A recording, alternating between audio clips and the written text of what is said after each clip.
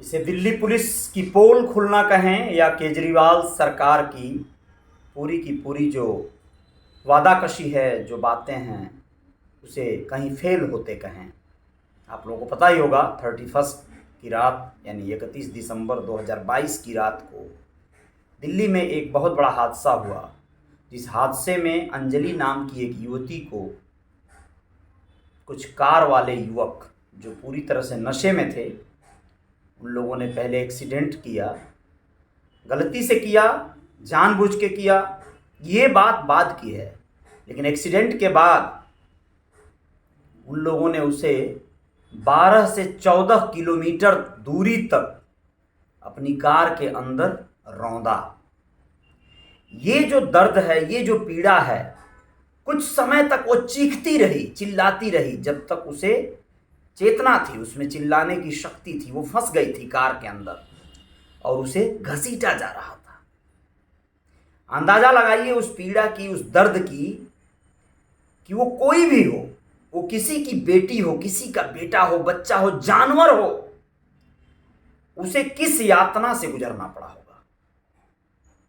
नमस्कार, अजय साहनी स्टार हूं और रियल रिपोर्टर न्यूज आपका पेज है।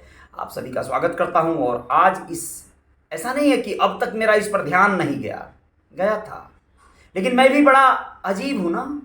मैं भी और दुनिया और समाज के लोगों की तरह ही हूं। मैं भी सोचने लगता हूं कई बार, जैसा आप सोच रहे हैं। आप यही सोच रहे हैं ना, बहुत बड़ी आबादी यही सोच रही है। क्यों नहीं कोई आंदोलन, क्यों नहीं कोई आक्रोश पैदा हुआ उन आरोपियों, उन हत्यारों के खिलाफ? जानते हैं क्यों? क्योंकि एक लड़की आधी रात को 31 की नाइट पार्टी करने गई है, और जब वो पार्टी करने गई है तो जाहिर सी बात है वो गलत है, वो गलत कैरेक्टर की है, चरित्रहीन है। ये हमारी मानसिकता है। वो लड़की है, किसकी है, क्या है, कैसी है, भूल जाओ। लेकिन एक नजर में वन साइड हम लोग डिसीजन ले लेते हैं कि अगर 31 मनाने गई है अपने दोस्त के साथ, सहेली के साथ, किसी भी गुंडे मवाली के साथ, तो फिर वो गलत है। यही वजह रहा कि बहुत सारे लोगों ने आंखें मूंद लिया। सबसे बड़ा जो आंखें मूंद लिया, पुलिस पार्टी का प्रवक्ता, भाई वकील, एडवोकेट, उसने ही कह दिया। वो तो पियक्कड़ रही होगी, नशे में रही होगी, एक्सीडेंट हो गया, गलती से हो गया लौंडों से। क्या ये लौंडों को बचाने की कवायद नहीं थी? आइए पूरी बात पे चलते हैं और बताते हैं आप लोगों को। जो दैनिक भास्कर अखबार में प्रकाशित एक खबर है, उसी पर नजर डालते हैं और 8 कारणों से ये बताने की कोशिश करते हैं कि कैसे पुलिस ने अपनी ड्यूटी नहीं निभाई, पुलिस ने लापरवाहियां बरती। पुलिस के वकील, अधिवक्ता, प्रवक्ता, जो भी लोग हैं, सब लोगों ने अपनी गैर जिम्मेदाराना हरकतों से जो आरोपी हैं उन सबको बचाने का प्रयास किया, और इस मामले में पूरा का पूरा जो है ढिलाई बरती गई। सबसे पहली बात तो ये हुई कि नए साल के पहले वाली शाम को दिल्ली छावनी में बदल जाती है, यानी पुलिस चप्पे चप्पे पर मौजूद रहती है। इस दिन गश्त, नाकाबंदी पूरी चुस्ती के साथ की जानी चाहिए, बहुत ज्यादा नजर रखनी चाहिए ना। लेकिन मुझे तो लगता है पुलिस वाले खुद भी पार्टी मनाने में मशगूल हो जाते होंगे, ड्यूटी के साथ साथ वो भी मस्ती ही कर रहे होंगे, इसलिए ये कारनामा उनका जो है नहीं हो पाता है। जगह जगह पर चेक इन पोस्ट लगाकर शराब पीने वालों को कंट्रोल में रखा जाना चाहिए। एक गाड़ी के नीचे लड़की की लाश 14 किलोमीटर तक घिसटती रही, लेकिन पुलिस को इसकी भनक तक नहीं लगी। पुलिस न्यू ईयर की रात इतनी ढीली कैसे हो सकती है? पहला ये कारण है पुलिस की नाकामी का, पुलिस की कहीं ना कहीं बहुत ज्यादा फेल्योर होने का। दूसरा क्या है? चश्मदीद कुछ लोग थे जी, दीपक नाम का एक चश्मदीद, जिसने ये देखा, पुलिस उस गाड़ी में घिसटती हुई एक बॉडी देखा। पुलिस को 22 बार कॉल किया, वो कोई सुनवाई नहीं हुई, कोई सुनवाई नहीं। 22 बार कॉल किया है, कॉल डिटेल में पता है ये। पुलिस की गश्ती करने वाली पीसीआर वैन सामने से गुजरी और आवाज देने के बावजूद रुकी नहीं। जी हाँ, रुकी नहीं उस लड़के के सामने। दूसरे चश्मदीद को भी पुलिस ने कहा, जाओ अपना काम करो बे। यानी पुलिस का ये रवैया था। पुलिस को जब उन लोगों ने बताया तो चश्मदीद से पुलिस ने खुद संपर्क नहीं किया, बल्कि मीडिया में खबर आई तब उसने पुलिस खुद पुलिस के पास जाकर घटना के बारे में बताया। क्या पुलिस ने रात से लेकर सुबह तक चश्मदीदों को ढूंढने की कोई कवायद नहीं की? कितनी बड़ी नाकामी है ये। चश्मदीद खुद जाते हैं थाने में, बताते हैं कि मैंने देखा था। सोचिए कितनी बड़ी बात है ये। Oh my God. तीसरा कारण देखिए, दिल्ली पुलिस के प्रवक्ता ने बिना पोस्टमार्टम के ही कह दिया कि एक्सीडेंट से मौत हुई है। आरोपियों ने बताया कि गाड़ी में तेज म्यूजिक चल रहा था। आरोपियों ने बताया, हाँ, जो आरोपी थे उन लोगों ने बहाना बनाया कि तेज म्यूजिक चल रहा था, हम लोगों को पता नहीं चला गाड़ी के नीचे क्या है। सोचिए, पुलिस ने उसे सच भी मान लिया। पुलिस ने कहा ठीक है, कोई बात नहीं, तुम गाड़ी तेज म्यूजिक चला के बजा के चला सकते हो और कोई बात नहीं, हो जाता है, समझ गए, नहीं तुम जान पाए होगे। सच तो यह है कि अगर कार के नीचे एक पानी का बोतल भी फंस जावे तो भी ड्राइवर को इसका अंदाजा लग जाता है कि कुछ न कुछ अटपटा सा खटक रहा है, कुछ लड़ रहा है। पुलिस प्रवक्ता ने आरोपियों के बचाव पक्ष के वकील की तरफ पैरवी की। हाँ दोस्तों, बचाव पक्ष का वकील बन गया। समझिए, पुलिस को पीड़िता के पक्ष की शिकायत के आधार पर जांच करनी होती है।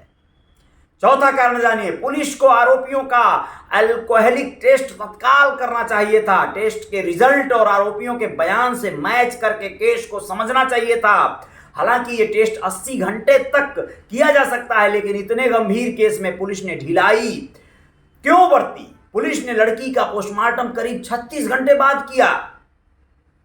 एक इतने गंभीर केस में पुलिस का इतना ढीला रवैया समझ से परे है। पुलिस को इसका जवाब देना चाहिए। हर जगह की पुलिस, मैं तो कहता हूं पुलिस अब डर ही नहीं रही है किसी से, न किसी नेता से, न जनता से, न किसी से। पुलिस को कोई भय नहीं है कि उसके खिलाफ क्या होगा। पुलिस को पावर मिल गया है, एक अलग तरह का पावर। जैसे राजतंत्र में सेना को, सेना नायकों को, सेनापतियों को मिल जाता था, किसी पे अत्याचार कर सकते हो, किसी पे हंटर बरसा सकते हो, किसी को मार सकते हो, भाई सेना हो तुम। वैसा हालत हो गया है पुलिस का। पुलिस मतलब अपने आप में बड़ी अलग तरह की हो गई है, उसे डर वर नहीं है किसी का। क्राइम, पांचवा कारण जानिए, क्राइम या एक्सीडेंट के स्पॉट की पुलिस ने ना बाड़ेबंदी नहीं की। दूसरे दिन आम लोग और अन्य मीडिया कर्मी आदि वहां पे आवागमन इतना ज्यादा किए कि एविडेंस जो है स्पॉट, जो क्राइम स्पॉट का था, वो लगभग खत्म हो गया, वो नष्ट हो गया। पुलिस को तत्काल फॉरेंसिक टीम से घटनास्थल से सबूत जुटाने चाहिए थे। छठवां कारण जानिए, पुलिस ने शुरुआत में सिर्फ और सिर्फ एक्सीडेंट की धाराएं लगाई। देखिए, सिर्फ इसलिए ऐसा किया गया कि लड़की रात को गई है घूमने, बेकार लड़की है। पहले तो यही माइंडसेट हो गया लोगों का कि रात को 31 के घूम रही है तो इसकी मतलब गंदी लड़की है। अब उसके लिए क्या लड़ना बे, उसके लिए क्या हल्ला करना, वो तो गंदी लड़की है। गंदे लोग तो रोज मरते रहते हैं, उनके लिए कोई बात नहीं करनी है। सबसे पहला बात ये होता है, यही हुआ जहां पे पुलिस लापरवाह हुई, जहां पे वकील, अधिवक्ता, प्रवक्ता सबके सब अपनी गैर जिम्मेदाराना हरकतों पे आ गए। और आप लोगों को बताएं कि उसके ऊपर जो धाराएं लगाई गई किस्तों में 304A, 120B की धाराएं लगाई गई। पीड़िता की मां ने रेप का शक जाहिर किया, धाराएं नहीं लगाई गई, जबकि लगा देनी चाहिए थी। बाद में जांच में अगर नहीं मिलता रेप या इस तरह का सेक्सुअल असॉल्ट जो भी है तो उसमें हटा देते, ऐसा नहीं किया गया। आप लोगों को बता देना जरूरी है कि पीड़िता की मां के बयान के आधार पर केस में कार्रवाई क्यों नहीं की गई, यह बहुत बड़ा संदेह का विषय है पुलिस के ऊपर। पुलिस की एक पक्षीय कार्रवाई साफ दिखती है कि थाने के स्तर पर आरोपियों को फायदा पहुंचाने की कोशिश की गई, यानी फर्स्ट अटेम्प्ट में ही पुलिस को खरीद लिया गया। यह तो तय है, क्योंकि कोई मर गया हो, कोई घसीटाया हो 14 किलोमीटर, उसके प्रति सिंपैथी न करके घसीटने वालों के प्रति सिंपैथी कैसे होगी? बिना पैसे के कोई बात हो ही नहीं सकती है, ये तो तय है। चाहे कोई कुछ भी कह ले, कोई कुछ भी कह ले। पुलिस ने जो FIR सार्वजनिक की वो एक रनिंग कमेंट्री जैसी है, जबकि पुलिस को तब तक पता चल चुका था कि आरोपी कौन हैं। ये 7वां मामला है, 7वां पॉइंट है, बिंदु है, जिसपे पुलिस पे भरपूर शक होता है। पुलिस को FIR लड़की के पक्ष से लिखनी चाहिए थी। सुप्रीम कोर्ट का फैसला है कि FIR कोई एनसाइक्लोपीडिया नहीं होती है, पुलिस को घटनाक्रम की सही जानकारी उपलब्ध करानी चाहिए, जिसके बाद केस ठीक से चल सके। ये सुप्रीम कोर्ट का आदेश है, लेकिन ऐसा पुलिस ने नहीं किया। 8वां मामला क्या है कि हादसे के बारे में पुलिस को पता चलने के कई घंटों बाद लड़की की मां और परिवार वालों को नहीं बताया गया कि उनकी बेटी के साथ क्या हुआ है। पीड़ित पक्ष को राइट टू नो और नीड टू नो दोनों अधिकार हैं। ये पुलिस की जिम्मेदारी है कि पीड़िता की मां को जल्द से जल्द अवगत कराया जाए हादसे के बारे में, यहां तक कि पीड़िता के शव को भी दिखाने का पूरा एकदम निहायत जरूरी है, होता है, लेकिन ऐसा नहीं किया गया। आप लोगों को बताना बहुत जरूरी है कि 14 किलोमीटर तक आपकी गाड़ी के नीचे कोई बॉडी फंसी हो, घिसट रही हो और कार में बैठे लोगों को इसका पता नहीं चलेगा। ये तो पॉसिबल ही नहीं है, ये नामुमकिन है। मतलब ये